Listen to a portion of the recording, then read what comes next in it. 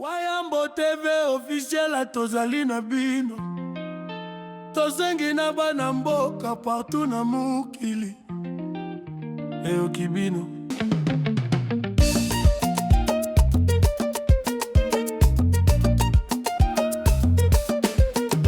Bienvenue sur la chaîne qui vous éclaire. Wayambo TV. Vous massivement. Tozali na bino. Wayambo TV officiel. Ensemble pour le chemin. Sur Wayambo TV. La chaîne qui vous parle. Vous massivement. Tozali na bino. Wayambo TV officiel. C'est avec un sens élevé de responsabilité et de devoir que je m'adresse à vous ce jour, dans cette auguste salle de spectacle du Palais du Peuple, pour une rencontre qui n'est ni protocolaire ni ordinaire, mais résolument opérationnelle.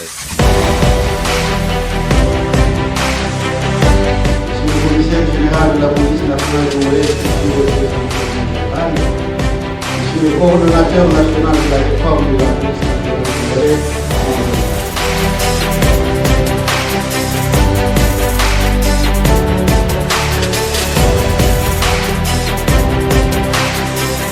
quintessence de ce qui a été discuté et validé au niveau technique, même si j'espère que ce ne sera pas trop long pour ne pas vous retenir trop longtemps aussi.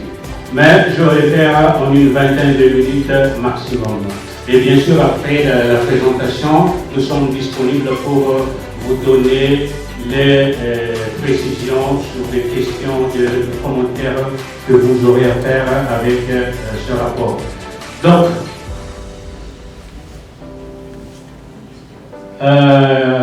le rapport va être structuré en plusieurs parties. Je vais juste certainement passer juste en revue certaines parties et me concentrer sur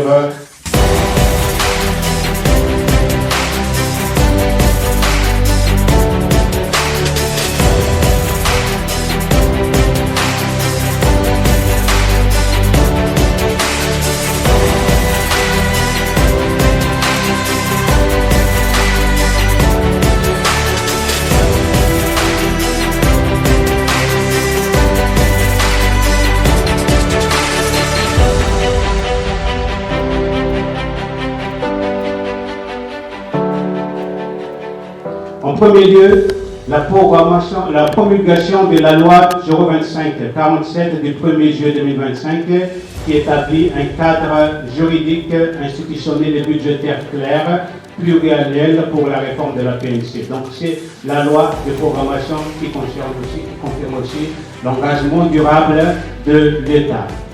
L'Académie de police, qui est maintenant opérationnelle et qui a commencé à former des policiers depuis l'année dernière. Et enfin, le démarrage du recrutement de la formation de nouvelles recrues à l'école de Kassangoulou.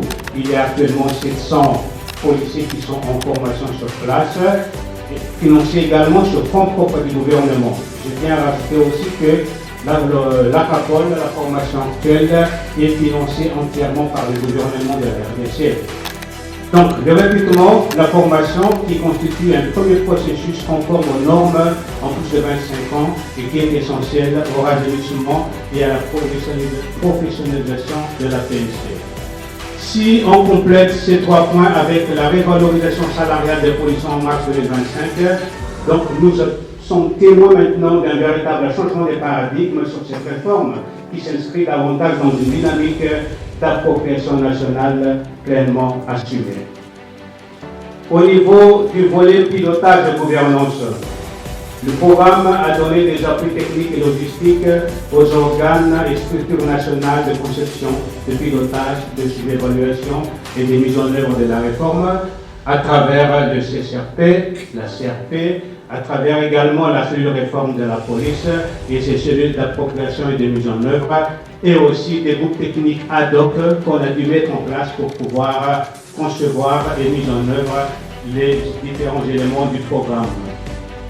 Il a été organisé des missions d'évaluation de la réforme dans les provinces dans lesquelles le programme est mis en œuvre, des missions de vulgarisation de la réforme, des sensibilisations des parties prenantes et de larges diffusions des documents clés à portée nationale. Et enfin, une élaboration du manuel d'auto-évaluation de performance de la police. Au niveau du cadre réglementaire, cadre légal et réglementaire, nous avons soutenu le processus d'adoption de la loi de programmation de la réforme de la police, que ce soit au niveau du CCRP, au niveau du Parlement et aussi au niveau ministériel, et qui a abouti, comme je l'ai dit tout à l'heure, à l'adoption de cette loi en juillet 2025. En plus de cela, 6 textes réglementaires et un arrêté provincial sur les fonds CLSP en Ituri a été également adopté avec l'appui du programme de la réforme des secteurs de sécurité. L'appui et la formation des journalistes dans la production, la gestion et le traitement des informations relatives à la réforme des secteurs de sécurité et de leur rôle dans ce cadre précis. Et enfin, un appui et collaboration permanente avec les réseaux de la société civile et les établissements scientifiques tels que l'Académie de l'Université de Kinshasa ou l'École de criminologie de l'université autour de leur rôle dans la réforme du secteur sécuritaire. En matière de communication institutionnelle, nous avons soutenu l'élaboration et la mise en œuvre de la stratégie de la campagne de publication du budget, ça je l'ai déjà dit, mais c'est surtout pour mieux faire connaître cette institution au niveau de la population. L'appui à la mise en place du site web du commissaire général, j'ai fait quelques extraits de ce site web qui déjà fonctionne actuellement et qui consacre une page spécifique dédiée aux femmes policières. Système de formation, avec l'appui permanent de la police fédérale belge, de la police belge tout court, pas la police fédérale parce qu'il y a aussi la police locale qui était venue ici en mission. L'assistance technique et accompagnement permanent dans l'élaboration d'un plan opérationnel budgétaire de formation et dans leur intégration dans les différentes lois de finances 2025 et 2026. L'accompagnement professionnel encore continue d'experts de la police fédérale au profit de l'état-major de la DGF et des équipes dirigeantes de l'académie de police et de l'école de police de Kassangolo. Et enfin, la mise en place d'une base de données documentaire à l'état-major de la DGF. En matière de formation, entre 2025 et 2022 et 2025, le programme a soutenu la formation de 3572 policiers, dont 396 femmes, donc à peu près 11% des femmes, dans diverses sphères d'emploi ou d'activité. Au niveau opérationnel, en matière de sécurité publique, de maintien de l'ordre, de police judiciaire, dans le cadre du sphère de contrôle à travers l'inspection générale, de la sphère de la formation à travers les gestionnaires et formateurs des centres de formation et cadres techniciens d'état-major, en matière d'appui à gestion, notamment en matière de budget en finance, de gestion de ressources humaines et de ressources logistiques, y compris des techniciens et utilisateurs de ces différents outils de travail. Parmi les bénéficiaires dans différents ateliers de renforcement des capacités, il y a aussi 575 personnels civils, soit des élus, des agents de l'État, dont 113 femmes, donc des élus, des autorités. En matière de police judiciaire et de lutte contre les violences sexuelles basées sur le genre, la formation des 150 OPJ, officiers de police judiciaire, et OPJ en charge de violences sexuelles à raison de 50 par province, suivant un bloc programme de 3 mois élaboré par la Direction générale des écoles de formation.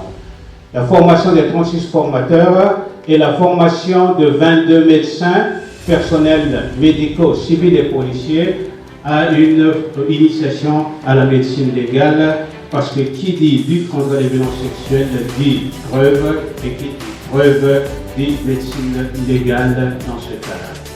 Et la formation initiale de près de 700 élèves policiers à l'école de police de Kassangolo.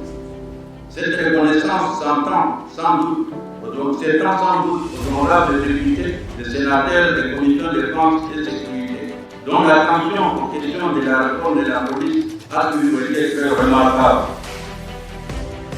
La réforme de la police nationale congolaise est un processus de longue haleine et continue bien avec la collaboration de nos partenaires traditionnels, parmi lesquels l'Union européenne.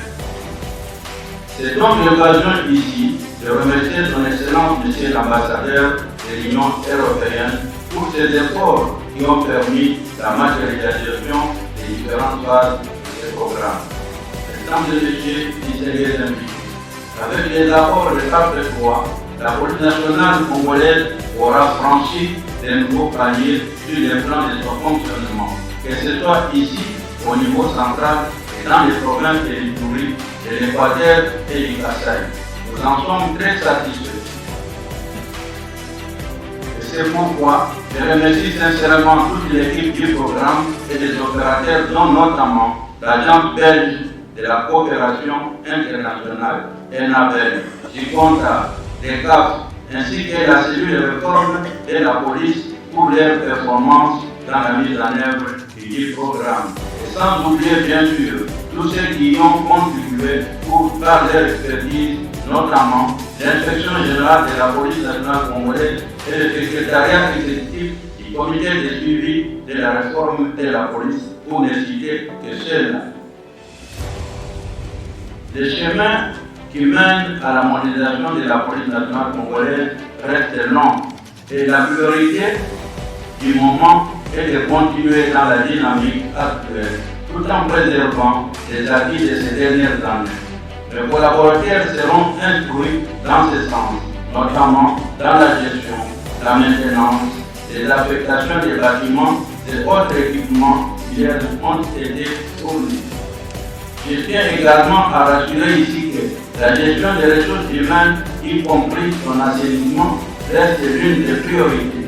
Nous continuerons à étendre et à renforcer les premiers pas franchis avec l'appui des parties 3, tout en tenant compte de la formation policière conformément à la stratégie et au schéma directeur de formation adopté en 2024 et sur base desquels se font le recrutement et la formation initiale. Notre souhait est de voir ce programme entamer une quatrième phase afin, comme on dit dans le monde du recul, transformer les essais obtenus. Toutefois, nous osons croire que le partenariat avec l'Union européenne continuera sous une forme ou une autre au profit de la réforme de notre police et nous en restons confiants. Je termine en exhortant mes collaborateurs ici présents à redoubler d'efforts afin qu'à l'horizon 2030, nous ayons une police profondément transformée. Que vive la République démocratique du Congo, que vive la coopération avec l'Union européenne, que vive la police nationale congolaise. Je vous remercie. Monsieur le commissaire général de la police nationale congolaise en charge de l'administration, messieurs les sénateurs et députés, membres, présidents et membres des commissions sécurité et défense, monsieur le représentant de l'ordinateur national du Fonds européen de développement, monsieur le coordonnateur de la cellule de réforme de la police et de la sécurité, chers collègues et États membres de l'Union européenne, mesdames et messieurs, la coopération entre la RDC et l'Union européenne dans le domaine de la réforme du secteur de la sécurité en général et de la police en particulier a déjà plus de 20 ans. Notre objectif est d'accompagner la RDC à améliorer la sécurité des personnes et de leurs biens d'une part, et restaurer la confiance de la population vis-à-vis des services de sécurité d'autre part. Nous sommes engagés dans le domaine de la défense, justice et autres programmes de protection des populations. Je salue la présence et l'engagement de nos États membres dans cette entreprise. Nous sommes convaincus que la paix et la sécurité amèneront la prospérité et le développement pour toutes et tous. C'est ce que nous avons vécu en Europe. Plus de 2 décennies après le lancement de la réforme de la police, il reste de nombreux défis à relever, malgré les acquis et les progrès réalisés ces dernières années. Avec le soutien de l'Union européenne, le cadre normatif de la police est presque complet. Et surtout grâce à l'appui technique qui a permis de mener à la promulgation de la loi de programmation de la mise en œuvre de la réforme de la police pour la période 2026-2030. Ceci constitue une avancée historique qui ouvre la voie à la mise en œuvre durable de la réforme si elle est exécutée dans les règles. Notre priorité commune devra être axée sur la mobilisation du budget de l'État. Mais l'Union européenne dispose d'une forte expertise dans le domaine et se tient prête à nous accompagner. Ensuite, la gestion des ressources humaines est professionnalisée et s'objective. Avec le système d'information des ressources humaines, le CIR, qui est opérationnel. La DRH et les départements RH des programmes scolaires par le projet disposent de tous les équipements et techniciens formés, ce qui permettra la poursuite de la gestion et du développement de ce logiciel et entre communs. Plusieurs centres de formation sont opérationnels et nous saluons le lancement d'une première formation initiale de cadre entièrement financée par le budget national à l'Académie de police. Des milliers de policiers et policières ont été formés à travers le pays.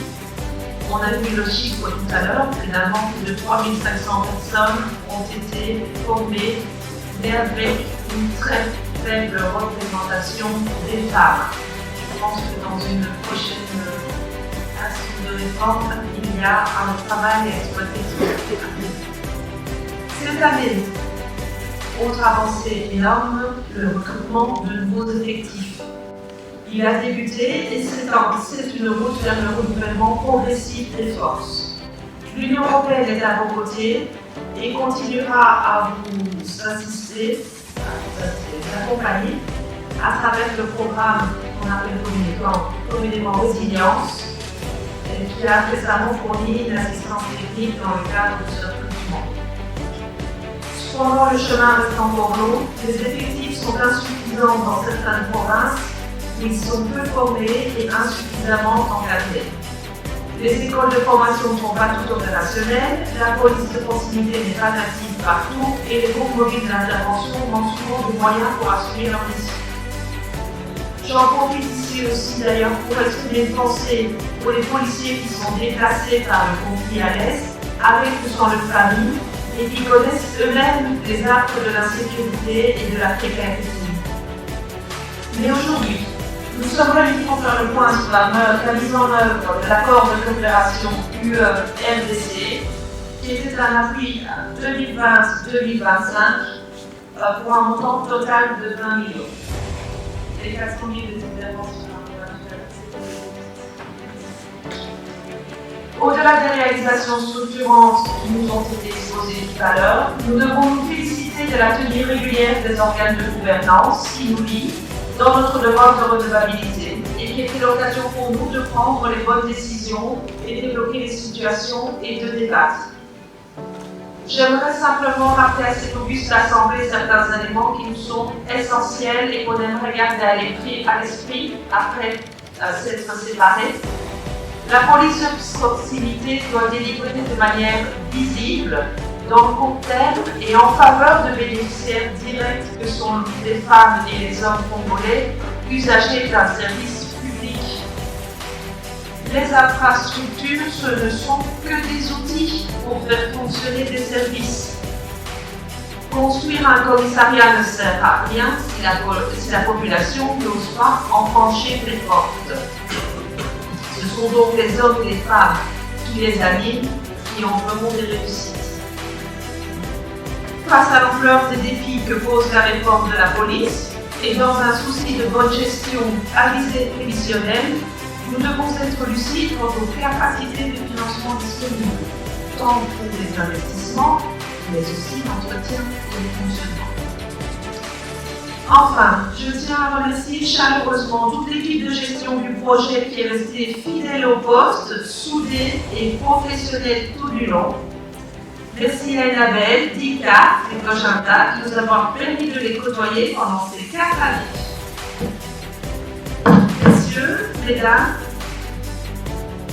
en conclusion, je voudrais insister sur le fait que la restauration de l'autorité de l'État et la préservation de sa souveraineté passe par l'implantation physique des services publics, le déploiement d'effectifs suffisants et professionnels dans des bâtiments utiles et bien gérés, mais elle passe aussi par le retour d'une lien de confiance entre la population et les services de l'État.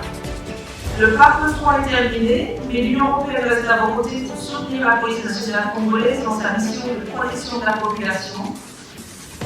Notre opérateur conjoint est à présent actif dans le Grand Nord Kivu et le sud du Ituri pour un appui au remaillage de la PLC dans le périmètre du corridor vert, par la construction de commissariats, la formation de nouvelles recrues, l'appui au GMI et à la police de proximité.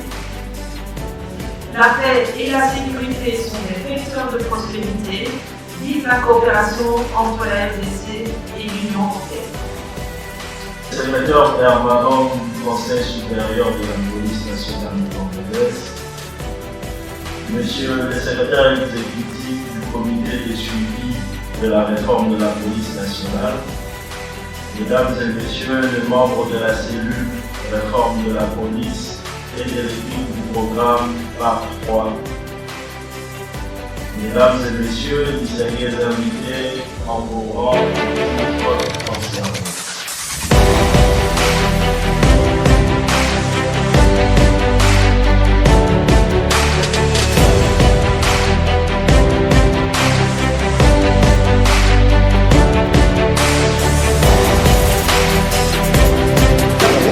Voilà, le VPM Chabani est arrivé maintenant lorsque c'était notre troisième phase, mais pour la police c'est la deuxième phase.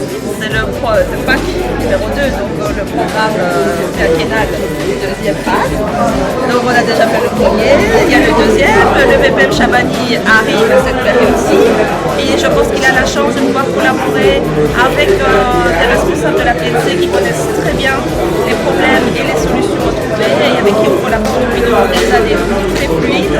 Et la preuve aussi, c'est que lui-même était présent aujourd'hui, donc je pense qu'il est investi et intéressé à ce que les choses avancent, et pour la réforme de la police, et pour la coopération avec l'Union européenne. Merci.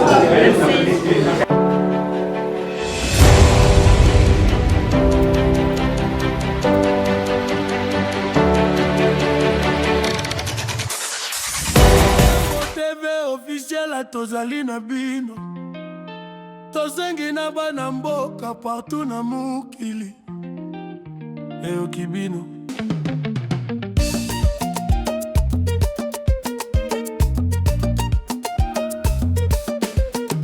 Bienvenue sur la chaîne qui vous éclaire. Wayambo TV vous massivement tozali na bino. Wayambo TV officiel, ensemble pour le chemin. Suivez Wayambo TV, la chaîne qui vous parle. Vous massivement tozali na bino. Wayambo TV officiel.